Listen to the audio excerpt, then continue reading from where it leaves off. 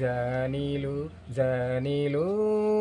যে মই জোনমণিৰ একো বিচাৰে নহয়। বুজিলো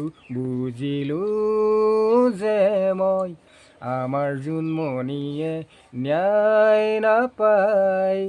কি আছেনো লুকাই জোনমণিৰ মৃত্যুৰ আঁৰত, আজিও উঠা নাই কিয় অপৰাধী কাঠগড়ালত। গোপনে কি সজাব খুজিছে জোনক, নকলেও বুজি পাওঁ।